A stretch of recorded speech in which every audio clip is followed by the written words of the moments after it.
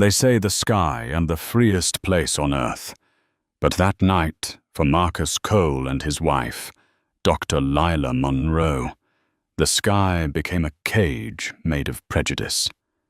Apex Airways Flight 112, Houston to Paris, was supposed to be the beginning of their 15th anniversary getaway. 2 Polaris class tickets, seats 2A and 2B, champagne, soft golden light, and the rare feeling of letting go of work to just be 2 people beneath the stars. But at 30, 5,000 feet, something terrible was about to happen. Something that would shake the entire aviation industry. At George Bush International Airport, the familiar symphony of travel filled the air, the sound of rolling suitcases, announcements over the loudspeakers, the mingling scent of coffee and metal. Yet for Marcus, today was different. It wasn't a business trip, not an inspection, just a man learning how to rest. At 50, his hair was streaked with grey, his frame strong, his eyes sharp and observant like radar. He didn't need to speak loudly to be heard. His presence was enough. 20 years at the Federal Aviation Administration had forged in him a calm that thrived amid chaos. He was the kind of man who could ground an entire fleet with a single signature. But tonight, all of that was set aside. There was only the woman he loved. Lila Monroe, 46, intelligent, composed, and beautiful in the kind of way that made others feel at ease.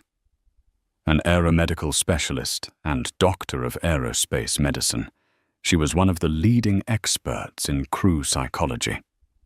For 2 decades, she had written procedures that kept passengers safe and flight attendants steady, saving lives with nothing more than her pen. But today, she just wanted to be Lila, the wife, the companion, not Dr. Monroe, buried in endless reports. "You ready?" Marcus asked softly, his hand closing around hers as they approached the first-class boarding gate. Lila smiled. 2 weeks without emails, meetings, or reports. Sounds like a miracle. Marcus chuckled. "I'll try not to run a safety check before takeoff." They both laughed, a quiet, genuine sound that carried like a pocket of calm in the noise of the world. They didn't know that within hours, the very protocols they had spent years defending would be trampled right before their eyes. As boarding began, a few glances turned their way, curious, assessing. They were used to that. But the woman standing at the aircraft door, lead flight attendant Paige Turner, wasn't just curious. She was judging them, as if they had walked into a place they didn't belong. "Welcome aboard, Apex 112, Paige said smoothly. Marcus handed her their tickets. "Seats 2A and 2B. Paige looked down at the tickets, then up at them. Her eyes narrowed for just a fraction of a second, quickly enough to pass, yet long enough to change the air around them. The metal door closed behind them, sealing them off from the world below. Marcus leaned back into the deep blue leather seat, trying to shake the odd feeling left by the attendant's gaze. But in his line of work, he knew one thing for certain. When someone starts to judge you at 35,000 feet, things can fall faster than any aircraft. The flight had begun, and no one in the first-class cabin realized that the 2 people who had just taken their seats were the very ones who could make the entire airline bow its head. The Polaris cabin of Apex Airways felt like another world, luxurious, silent, sealed away from the noise and breath of life outside. Each suite was a private cocoon, lined with deep blue leather, the soft lights casting a golden shimmer across their champagne glasses. Marcus Cole leaned back and drew a deep breath, trying to let himself relax, a rare act for a man whose life had been shaped by control and discipline. Beside him, Lila Monroe slipped off her heels and carefully tucked her small handbag into the side compartment. The light reflected in her eyes, clear as water beneath the wing. 15 years together. Countless separations for duty. Flights that crossed in opposite directions. And now, at last, a journey that belonged only to them. You know? Lila said softly, her voice blending with the distant hum of the engines. When I write procedures for flight crews, I always think, if one day they start seeing passengers as people instead of problems, then the skies might finally be safe. Marcus tilted his head, studying his wife. And you think that day is near? I used to, she replied with a faint, bittersweet smile. But I still see those same looks, like the one earlier. He didn't answer, only tightened his hold on her hand. A faint unease crept into Marcus's chest. He had heard hundreds of explanations from flight crews after incidents. The passenger was uncooperative. We felt threatened.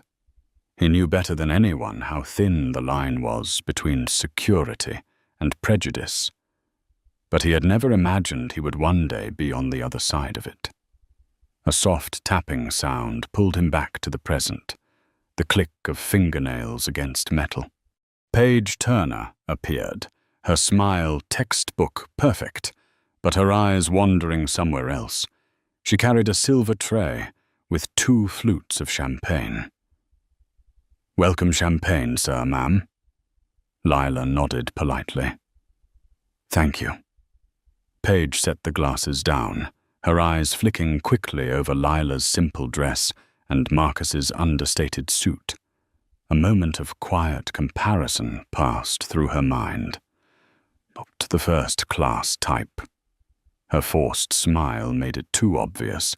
Have you two flown Apex Polaris before? Marcus replied evenly. Yes, many times. Oh, wonderful, she said, her smile freezing slightly. Sometimes we have last-minute upgrades, passengers who aren't familiar with the seat system, so I just wanted to make sure you're comfortable. A normal sentence, but sharp as a blade. One look, one tone, said everything. You don't belong here. Lila took a sip of champagne, the sweetness fading slowly down her throat. Thank you for your concern, she said softly, her voice gentle but steady. We're fine, Paige. As Paige walked away, Marcus saw her lean down to whisper something to the silver-haired man at the front of the cabin. Victor Halverson, the purser. They exchanged a few words, then both glanced in his direction. In Victor's eyes, there was a flicker of suspicion, followed by a hardening. Marcus felt his chest tighten, not with fear, but with certainty. He knew exactly what was beginning. He had read reports like this hundreds of times, and now he was living one. He turned to Lila. If I'm right, we might be about to witness a very real case study. She looked at him, instantly understanding. You're serious? I'm speaking as an inspector, Marcus said quietly, his voice low and certain, almost prophetic. And I think they're about to make the biggest mistake of their lives. At the front of the aircraft, Victor Halverson set down his cup of coffee and glanced at the softly glowing cabin screen. On it, the name of the passenger in seat 2A appeared, Marcus Cole. The name was familiar, but he couldn't quite place it. If only he had remembered, everything might have stopped right there. The Polaris cabin was so quiet one could hear the soft pull of a leather zipper or the gentle pour of champagne into crystal glasses. For most passengers, those sounds meant luxury. But for Marcus Cole, they felt like the sounds of an experiment, where every gaze was a microscope trained on him.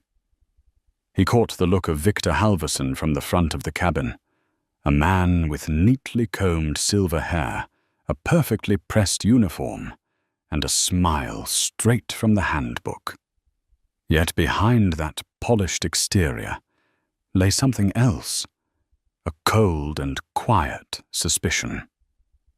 A man like Victor had served tens of thousands of passengers in his lifetime, and he believed he could read people.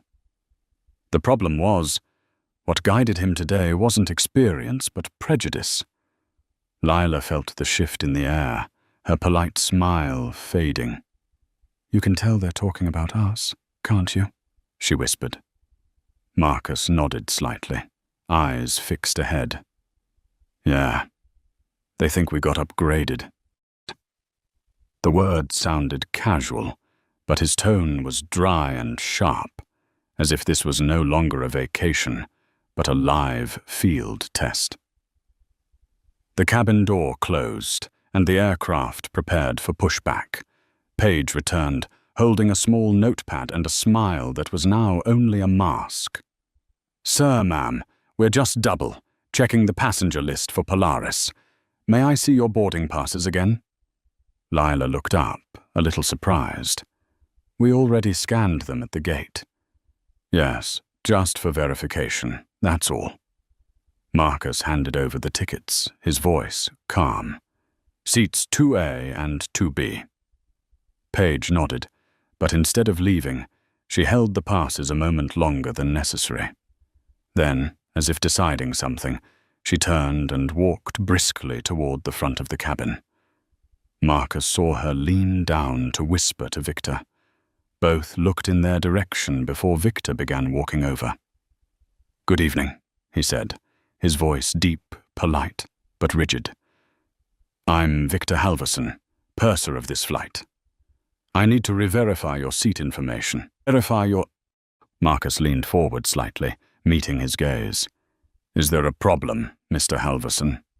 "Just a small system error. It appears these 2 seats may have been assigned to other passengers." "There must have been a mix up at the gate," Lila said gently, her tone still composed. "Perhaps," Victor replied, though his eyes had lost their warmth.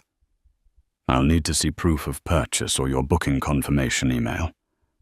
A few passengers nearby lifted their heads, curiosity stirring. The air grew heavy. Marcus could feel the mix of confusion and judgment from the others. In such a confined space, words like these were no longer mere procedures. They were public humiliation. He drew a deep breath. "The boarding pass is proof enough, you know that." Victor shrugged, arrogance flickering in his expression. "I'm just following protocol. It's possible these were upgraded seats, or perhaps someone used an invalid discount code. We see cases like that quite often." Each word was like a slow-acting poison, filling the air. Lila set her magazine aside, her eyes darkening. "Mr. Halverson, we paid for these seats. There's nothing else to prove." For a brief second, Victor saw the quiet confidence in her eyes and took it as a challenge. He turned, calling Page over, his voice low but loud enough for them to hear. "Get Captain Greer. I want this resolved before we leave the gate." Page hesitated. "Right now, sir." "Right now." The cockpit door opened slightly, a faint blue glow spilling out. A man with salt and pepper hair in a captain's uniform stepped into the cabin. Captain Thomas Greer. Lila tightened her grip on Marcus's hand. In her eyes, disappointment and fear intertwined, not fear of embarrassment, but of what she knew was about to happen.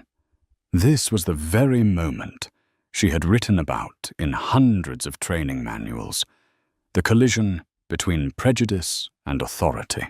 Marcus looked straight at the approaching captain, his voice calm to the point of chilling. "It seems this flight is about to become a real time test for the very system we helped build." Captain Thomas Greer stepped out of the cockpit with a firm stride, his voice carrying the weight of a man who had commanded thousands of flight hours. But behind the authority of his uniform were eyes that had already judged 2 passengers before they had spoken a single word. "Good evening," he said, his tone blending authority with impatience. "I was told there's a seating issue." Victor Halverson quickly straightened his posture. "Yes, Captain. These 2 passengers are seated in 2A and 2B, but the system shows something different. They couldn't provide valid proof of payment." Marcus met the captain's gaze, his calm so steady it made Greer hesitate for a moment. "Sir, we've already presented our boarding passes, scanned them at the gate, and have email confirmation from Apex Airways. There is no system error, only the way your purser has chosen to look at us." The words landed like a quiet but deliberate strike. The entire first-class cabin fell silent. Lila could feel dozens of eyes on her, the kind of silent audience that watches a scene unfold but dares not intervene. Paige Turner gave a nervous smile, the kind meant to smooth over tension, but now twisted at the edges. "We're just following protocol, ma'am." "Dr. Monroe," Lila interrupted softly, her tone light but sharp. "Not ma'am." The way she said it made the air tremble. Greer raised an eyebrow, briefly thrown off, then regained his commanding tone. "All right, I don't want to turn this into an argument, but if my crew senses anything out of the ordinary, it's my duty to ensure the safety and order of this flight." Marcus heard every word, and something stirred inside him. Part of him, the husband, the man trying to keep calm, wanted to let it go. But the other part, the FAA inspector, the man who knew every line of the Civil Aviation Code, could not. He set his champagne glass down, his eyes turning suddenly cold. "Captain Greer, you're invoking FAA Regulation 91. 3, aren't you? The authority to remove passengers when there's a perceived threat to flight safety." Greer froze, surprised that this man knew exactly which regulation he was about to rely on. Yes. And I believe I'm acting within that authority." Marcus tilted his head slightly, his voice lowering into something that felt like a verdict. "Then make sure you are, because if you misuse that authority, it won't just be a mistake tonight. It will end your career." Lila placed her hand gently over his, whispering, "Marcus, stop." But it was too late. Victor and Paige exchanged a look, a shared sense of being challenged flaring between them. "He's threatening the captain," Victor muttered, loud enough for others to hear. "No," Marcus replied clearly, his voice ringing through the cabin. "I'm warning him." A woman in the row behind gasped. "Oh my God, they haven't done anything. Leave them alone." Greer turned sharply. "Ma'am, please do not interfere with the crew's duties." The air grew thick, as if the oxygen had been sucked from the cabin. Every other sound vanished. Lila opened her phone, pulled up the confirmation email, and spoke with a calmness so precise it chilled the room. Here is the direct payment confirmation from Apex's system. If you have doubts, take a picture. But I will not leave my seat." Greer stared at the glowing screen, reading the names, the transaction code, the matching card number. But pride kept him from acknowledging it. He inhaled sharply. "I don't have time for this. If you refuse to cooperate, I'll have to ask you to deplane." Marcus rose slowly, his movements controlled, deliberate, like a man preparing to sign a suspension order.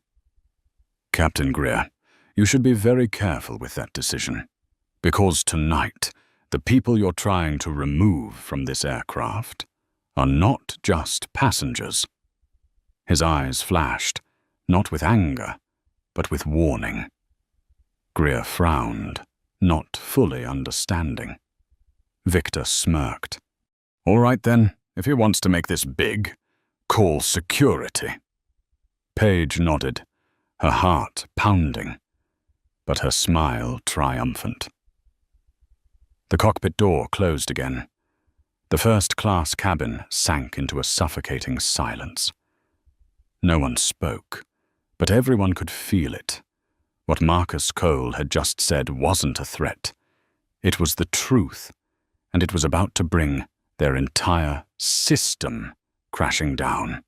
The cockpit door swung open again. Captain Thomas Greer returned, his shoulders stiff, his voice sharp as a blade gliding across metal. "Mr. and Mrs. Cole, we cannot depart under this level of tension. I must ask you both to leave the aircraft." No introductions, no hesitation, just a sentence delivered like a verdict before the sky had even opened. Lila drew a deep breath, her hand trembling, but her eyes steady and bright. "You're removing 2 legitimate passengers with tickets and confirmed payments, simply because your crew feels we don't belong here?" Greer avoided her gaze. "I'm ensuring safety. My crew has reported that you became confrontational and disruptive. My responsibility is to maintain order and protect all passengers." Marcus rose, his height casting a shadow half a head above Greer. His voice was low, even, every word forged from steel. "No one here has been disruptive, Captain. The only turbulence on this flight is the prejudice coming from your crew." A wave of whispers rippled through the cabin. Some passengers looked down to avoid the tension, while others stared, confused and ashamed.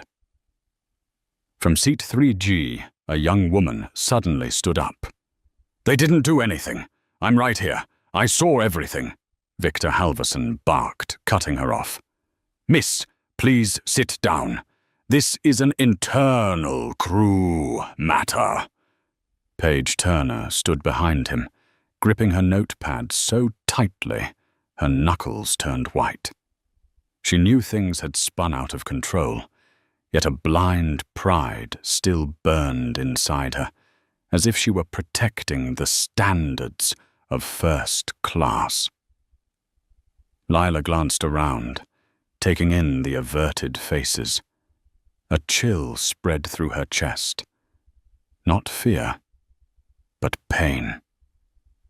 This was the industry she had dedicated her life to, making more humane. And now it was tearing her apart from within. Marcus took out his phone, opening the email confirmation and holding it out before Greer.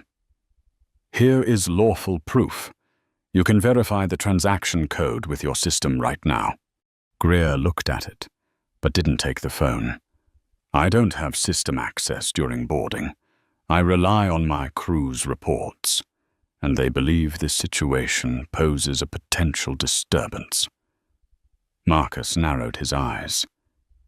"You're falsifying a report." Greer's voice hardened. "I'm giving an order." The Polaris cabin went silent. That sentence ended every conversation.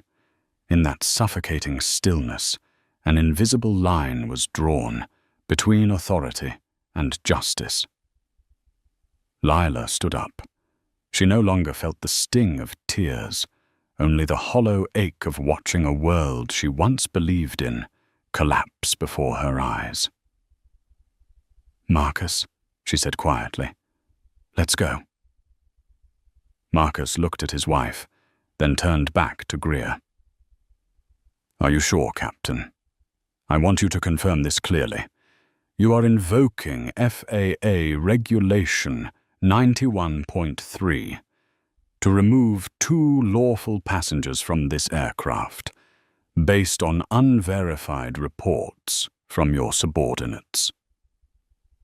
Greer nodded, though a flicker of doubt crossed his chest. "Yes, I take full responsibility for this decision." Marcus gave a faint smile, not of anger, but of regret. "Good, because after tonight, you'll need every ounce of that responsibility to defend yourself." He took Lila's hand. Together they began gathering their belongings, each movement deliberate, not hurried, not angry. They walked down the aisle as if passing through a courtroom. Paige and Victor stood blocking the door, arms crossed. A fleeting look of triumph crossed their faces. Marcus stopped right before them, meeting Victor's eyes. "Thank you, Mr. Halverson. Because of you, I've finally seen with my own eyes what no report could ever capture, how an airline can lose its dignity in just a few minutes." Victor froze. No one said another word. The door opened. Cold air from the jet bridge swept in. The two of them stepped out, their shadows stretching long across the metallic floor, alone but unbroken. As the door sealed shut behind them, Paige exhaled, believing it was over. But in seat 3G, the young woman still stared at the door, realizing she had just witnessed something far worse than a disturbance.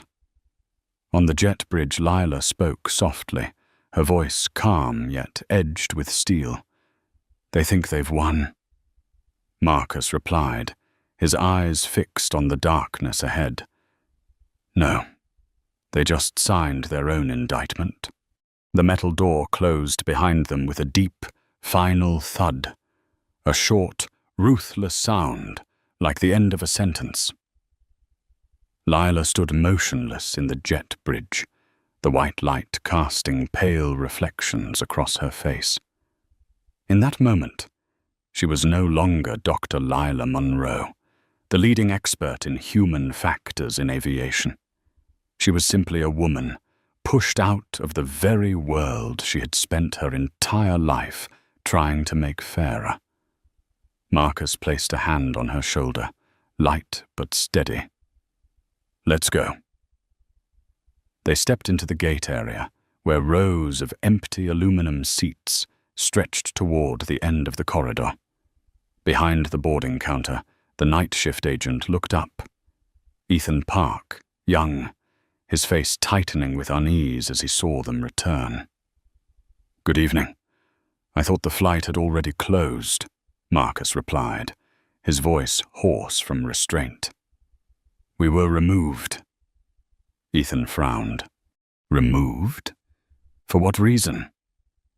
"Because our skin color didn't match our ticket price," Lila said softly, her tone like a whisper of wind, sharp as steel. The phone on the counter rang. Ethan answered, nodding several times before turning back to them, avoiding eye contact. "Yes, understood, Captain.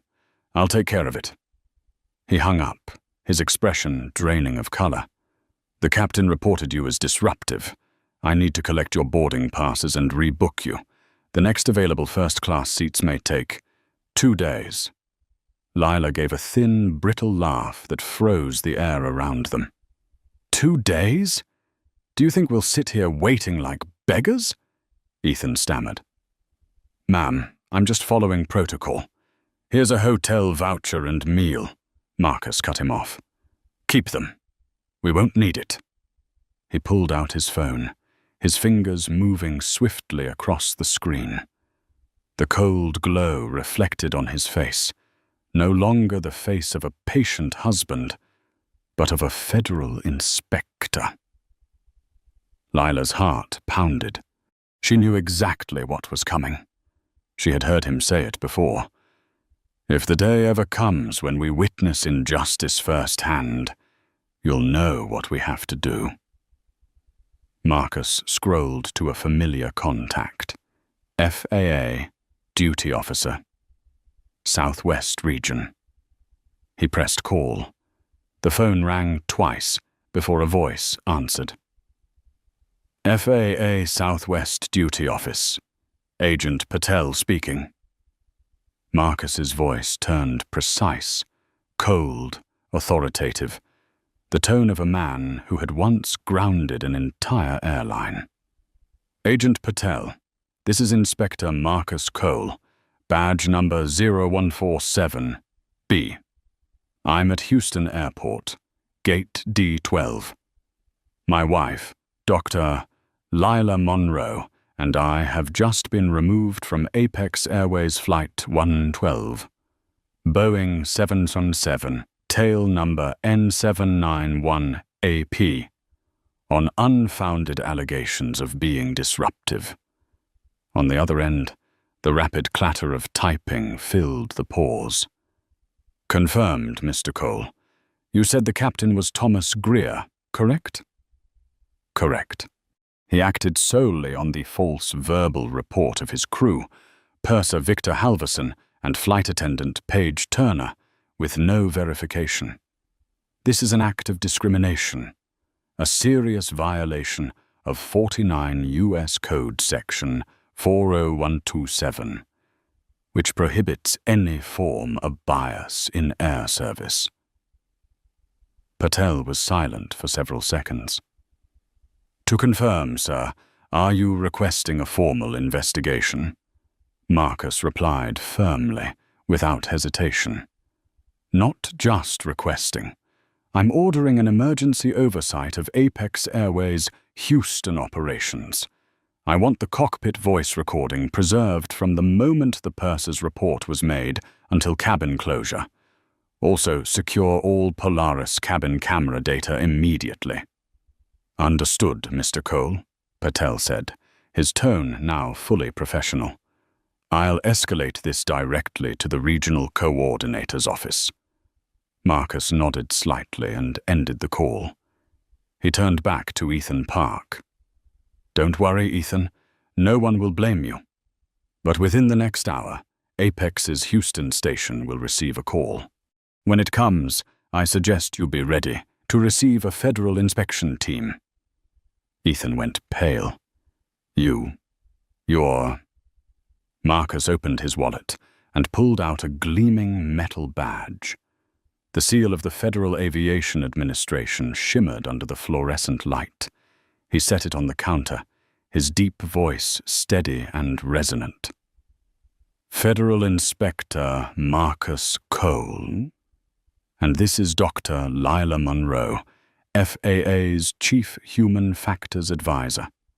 We are not passengers who were removed. We are the people who will investigate why this happened. Ethan froze, unable to speak. The air was so thick it felt alive with tension. Lila stepped beside her husband, her eyes carrying both pain and pride. They wanted to test our dignity, Marcus. Now we'll show them what accountability means. Marcus gave a slow nod. Tonight, justice just took flight. And they, the ones who thought they were above it, will soon learn how fast they're about to fall. At Apex Airways' operations center in Dallas, known among employees as the Bridge, the wall clock read 10:47 p.m. Most of the night shift moved in quiet rhythm, the steady tapping of keyboards, the weary murmur of voices over headsets, and the soft blue glow of hundreds of screens displaying flight routes around the world. Then suddenly, an alert flashed across the main control panel. A red box blinked with words almost no one there had ever seen in their entire career. FAA Priority Code. Regulatory Intervention. Houston Station. The entire room froze for several seconds. The lead night coordinator, Carla Ruiz, blinked and reread the message again and again. In 15 years at Apex, she had handled engine malfunctions, drunk passengers, even emergency landings during storms. But she had never seen a federal intervention code appear directly from the FAA system. "Oh my God," she whispered, turning to the systems engineer beside her. "Who's on duty at Houston tonight?" "Gate D12, Flight 112 to Paris." 112? Carla paused mid-sentence. "That's the flight with the passenger removal report, isn't it?" "Yeah, but it was minor. Pre-departure disturbance." Carla gripped her headset tighter. "No, Rick, it's not minor anymore." She stood abruptly, striding to the internal phone, and pressed the priority line. "Get me Vice President of In-Flight Services, Alexandra Reed, Level 1 Emergency." Across Dallas, inside a luxury hotel where Apex was hosting its charity gala, Alexandra Reed was raising a glass with investors. At 45, tall and commanding in a white suit, she carried the composed confidence of a woman who had weathered hundreds of crises, never imagining that the worst one was unfolding the very moment she stepped away from her desk. Her smartwatch began vibrating non-stop. Across the screen, a message appeared. Code red. FLT12. FAA. Contact immediate. Alexandra froze for a moment, excused herself from the table, and hurried into the hallway, her voice tight over the phone. "Carla, talk to me. What's happening?" Carla's voice came through, urgent but precise. "We have 2 passengers removed in Houston. Their identities have just been confirmed by the FAA. Alexandra, their Federal Inspector Marcus Cole, and Dr. Lila Monroe." Alexandra's steps faltered. The sharp echo of her heels on marble stopped entirely. "Repeat that." "Marcus Cole, Lila Monroe, FAA Southwest Region. They've opened a discrimination investigation under Section 40127. There's an order to lock all Flight 112 data and temporarily suspend operations at Houston Station." The silence that followed lasted exactly 5 seconds, so heavy it felt as if the air had solidified. Alexandra felt the blood drain from her face. She didn't need to check their files. Everyone in the aviation industry knew those 2 names. Marcus, the veteran inspector who had once forced 2 airlines to rewrite their entire maintenance protocols. Lila, the human factors specialist who had designed the psychological training model used in Apex's own crew development program. "Dear God," Alexandra whispered. "Which crew?" Carla replied. "Captain Thomas Greer, Purser Victor Halverson, Flight Attendant Paige Turner." Alexandra closed her eyes and exhaled sharply. Those 3 just destroyed their careers. 10 minutes later, inside the bridge, the command center erupted like a storm. Orders echoed through the room. "Lock all internal data related to Flight 112. No one is to delete or alter any recordings. Contact Houston immediately. Assemble the legal team." Carla heard the scrape of chairs, the frantic tapping of keys, the rush of footsteps. A young engineer glanced at the screen and whispered, "How bad do you think this is?" Carla answered without turning her head. Bad enough that by tomorrow, the entire aviation industry will be talking about it. High above the earth, 37,000 feet away, Flight 112 was unnervingly calm. The cabin lights had dimmed for the night. Most passengers were asleep, leaving only the soft blue glow over first class. At the front of the cabin, Victor Halverson sipped his coffee, smiling at Paige. "See, I told you. People like that had only know how to argue. The captain was right to remove them. We'll be in Paris right on schedule." Paige gave a tired smile, relieved but uneasy. "I still feel a little sorry for them. They didn't seem like bad people." Victor shrugged. "In this job, instincts are everything. They didn't belong. That's all." What they didn't know was that below them, those words, "didn't belong," were becoming their own verdict. In Dallas, Alexandra Reed tossed her blazer onto the car seat and snapped at the driver. "Houston International Airport. Now. No stops. I need to be there before they land." Her eyes gleamed with hard resolve. In her mind, there was only one thought. If Marcus Cole has officially opened an FAA case, this isn't an incident anymore. This is a national catastrophe. And the storm had just taken flight. 7 in the morning, and the sky over Paris was wrapped in a grey veil of dawn. Apex Airways Flight 112 cut through the clouds, descending slowly as the faint sunlight filtered through the windows and touched the faces of a crew still glowing with quiet pride. People who believed they had followed protocol. Captain Thomas Greer adjusted his tie, his voice steady over the intercom. "Ladies and gentlemen, we are now preparing to land at Charles de Gaulle Airport. Thank you for choosing Apex Airways. We look forward to seeing you again on future flights." In the front cabin, Victor Halverson smiled smugly, finishing his last sip of coffee. Paige Turner stowed the service tray, her tone light. "At least the flight went smoothly. No more trouble." Victor nodded, unaware that the real trouble was waiting just beyond the door, and it had the face of Alexandra Reed. When the aircraft stopped at the gate and the seatbelt sign chimed, passengers began to stand, reaching for their luggage.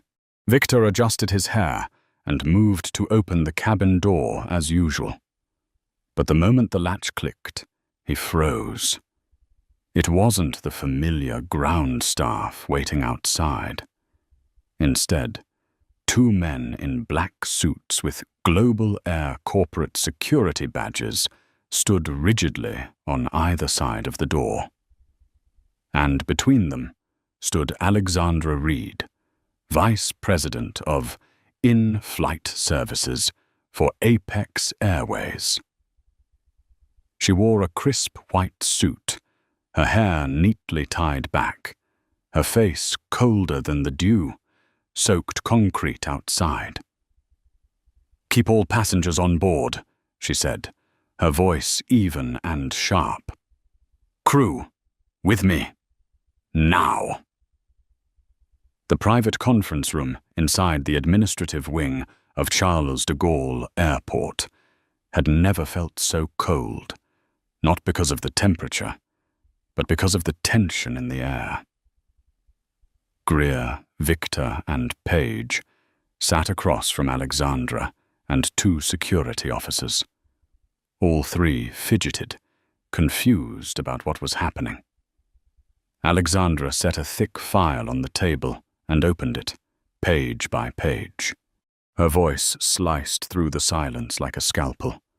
"At 9:35 p.m., Houston time, you removed 2 passengers from Flight 112. I want to hear exactly why." Greer exhaled, struggling to sound composed. They became confrontational, undermining the crew's authority. I acted in the interest of safety. Alexandra looked up, her gaze cutting through every layer of pretense. Names of the passengers, Victor jumped in. Marcus Cole, and a woman with him, Lila something. They didn't look like the first-class type. We suspected their tickets were invalid. Alexandra stayed silent for 3 seconds, each one falling like a hammer. Then she spoke slowly. Their full names are Federal Inspector Marcus Cole and Dr. Lila Monroe, FAA Human Factors Specialist. The 2 people you forced off that flight are the very ones who wrote the procedures you just violated. The room fell utterly silent. Greer lurched forward, his face draining of color. Victor opened his mouth, but no words came out. Paige trembled, eyes wide in disbelief. Alexandra turned another page, a faxed document straight from Washington. The FAA has opened a formal investigation. They have ordered the preservation of all cockpit voice recordings, first-class cabin footage, and communication logs. You are being investigated for discrimination, abuse of authority, and violating Regulation 91.3 by making an unjustified decision without verifying evidence. No way, Victor stammered. They didn't say anything. How were we supposed to know? Because you didn't ask, Alexandra snapped. Because you didn't need to. You took one look at them and decided for yourself. That is the crime. Paige began to cry. I was just following the purser's lead. No, Ms. Turner, Alexandra interrupted, her eyes locking on the young woman. You weren't following orders. You were following bias. And now you will face the consequences. Greer lowered his head, gripping his pilot's cap tightly. I didn't know who they were. If I had known, you would have treated them differently. Alexandra pressed, her voice dropping but sharp as ice. And that's exactly the problem, Captain. You respect authority, not humanity. She stood, gathering her documents. You are all suspended from duty indefinitely. Passports, IDs, and crew badges. Hand them over now. Tomorrow morning, you will fly back to the United States in economy class. The FAA's investigation team will be waiting in Washington. Alexandra turned to leave, but paused at the doorway. Her voice was low, yet it struck like thunder. Do you know what the cruelest irony is? The 2 people you looked down on may have been the most remarkable passengers you ever had, but you were never worthy enough to realize it. The door closed behind her, leaving 3 motionless figures in the grey room, the only sound the faint hum of the air conditioner. In that moment, Victor Halverson finally understood he hadn't just lost his job. He had lost the very thing the aviation world was built to protect, human dignity. After the confrontation in Paris, the news from Apex headquarters spread faster than any satellite transmission. As Alexandra Reed boarded the emergency flight back to Dallas, she knew the storm awaiting her was no longer a personnel incident, but a full-blown national crisis. Within 24 hours, the FAA had officially launched a comprehensive investigation. An urgent directive was issued across the entire network. All records and data related to Apex Airways Flight 1 to 12 are to be secured immediately, including cockpit voice recordings, passenger cabin footage, and communication logs between the captain and Houston station. In Washington, a closed-door session of the Federal Aviation Committee unfolded in tense silence. The presiding official read out the names of the 2 victims before looking up. Inspector Marcus Cole and Dr. Lila Monroe, We are talking about the very people who wrote the codes our entire aviation system is built on. And they were just humiliated by that very system. The statement silenced the room. In Dallas, every department at Apex worked through the night. The legal division scrambled to find a way to negotiate privately with the FAA. The communications team drafted dozens of public statements, each one torn up moments after printing. There was simply no way to justify the unjustifiable. They had expelled their own auditors.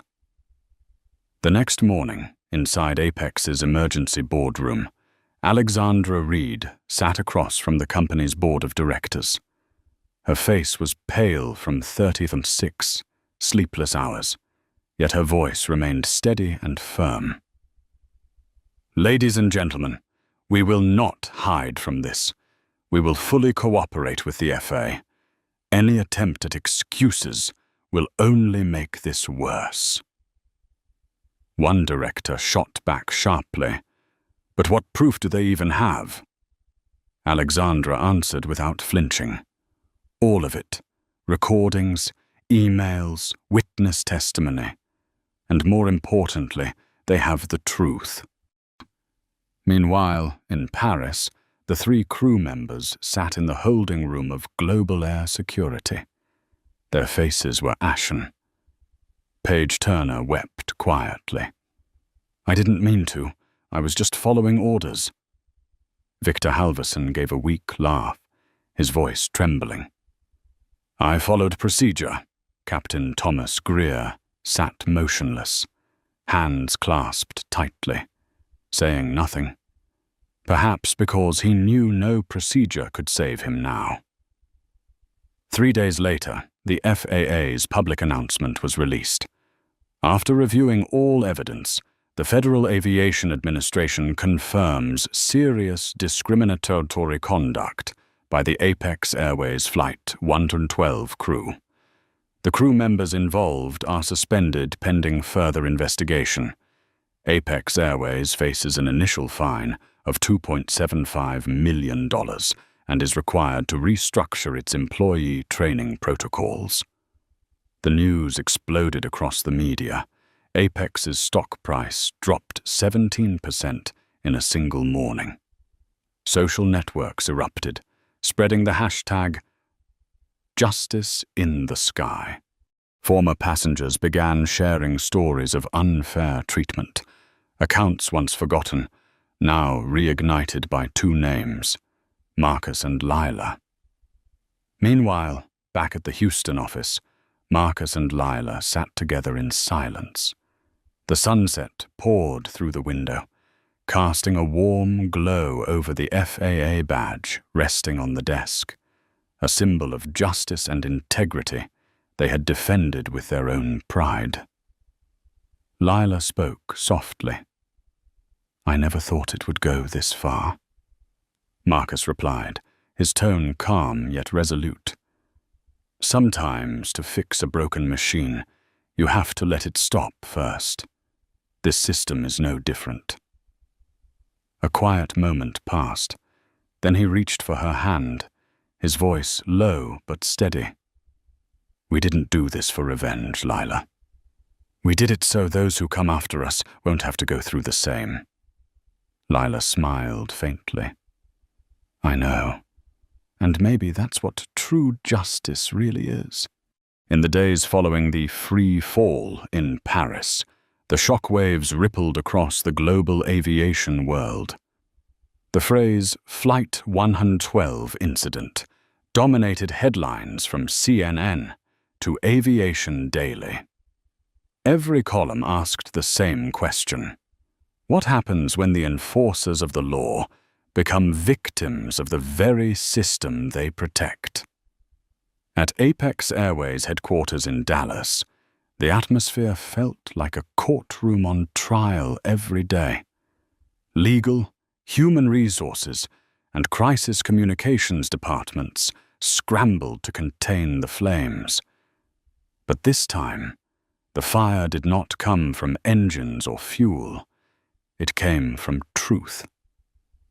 Once the FAA released its preliminary investigation report, there was no saving face. Purser Victor Halverson was terminated immediately. The report stated clearly, displayed explicit racial bias, demonstrated professional incompetence, and caused severe reputational damage to the airline.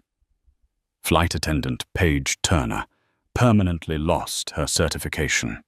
She left the industry quietly, carrying with her an unspoken verdict. The one who helped ignite the storm of prejudice. Captain Thomas Greer had his pilot's license suspended for a year and was required to complete a requalification course under FAA supervision, a course taught by none other than Inspector Marcus Cole. It was not revenge, but a lesson. During the first session of training, Greer sat in the front row, head bowed, listening to Marcus's voice echo through the microphone. A safe flight requires more than good engines. It requires hearts that see every person as equal, no matter where they sit, what color they are, or what they wear. We can never afford to forget that. The room was silent. Not a cough, not a breath out of place. Months later, Apex Airways signed a consent decree with the FAA, a 112-page document marking a complete corporate overhaul. All 25,000 employees were required to complete a new training program, Empathy in the Sky, designed and taught personally by Dr. Lila Monroe. An anonymous reporting system was launched, allowing any employee to report discriminatory behavior without fear of retaliation. And for the first time in the airline's history, a new section titled Human First Protocol was added to the company's Standard Operations Manual. The bolded line read, "Before you act, ask yourself, are you responding out of procedure or out of prejudice?" Other airlines began to follow. The FAA called it the Cole-Monroe effect. What began as an internal scandal had become a moral reform movement, reshaping the ethics of American aviation. 6 months later, Marcus and Lila finally boarded a flight to Paris. But this time, they chose a different airline. A young flight attendant smiled when she saw their names on the manifest. "Welcome aboard, Mr. and Mrs. Cole. Wishing you both a wonderful journey. May I offer you 2 glasses of champagne to celebrate?" Lila smiled warmly, her eyes softening. There was no judgment now, no suspicion, only respect, simple and beautiful. "Yes," she said. "Thank you." As the plane lifted off the runway, white clouds drifted peacefully beyond the window. Lila turned to her husband. "I think we're finally flying for real this time." Marcus squeezed her hand. "Yes, and not just us. The whole system is learning to fly again, in every sense." They no longer spoke of that night in Houston. They didn't need to, because that night had already created a new dawn for the skies. In Apex's training center, a metal plaque hung beside the entrance door. Beneath the company logo, engraved in polished steel, it read, "Respect is the true altitude." And that was the legacy Marcus Cole and Lila Monroe left to the world, a reminder that sometimes justice doesn't land with thunder, but with the quiet strength of those who dared to stand and rise higher than anyone ever expected. The night sky may be cold, but justice never sleeps. The story of Marcus Cole and Dr. Lila Monroe is not just about 2 people who were treated unfairly. It is about how they turned humiliation into a torch that illuminated an entire industry. They didn't need anger, They didn't need revenge. They only needed to speak one sentence, and the entire system had to listen. Because true power does not lie in uniforms or titles. It lies in dignity and integrity. And when you have those, no one can ever touch you. From a first-class cabin filled with prejudice, they forced the world to look at itself. They didn't just all change policy. They changed the way people see one another. And sometimes that is the most meaningful journey of all. If this story makes you believe that respect still has the power to heal the skies, then like this video to help spread that message. Share it to remind everyone that justice doesn't need to shout. It only needs to stand firm. And subscribe so you won't miss more true stories where arrogance falls to the ground and humanity rises above the clouds. Because no matter the altitude, every person deserves to be treated as human. Always.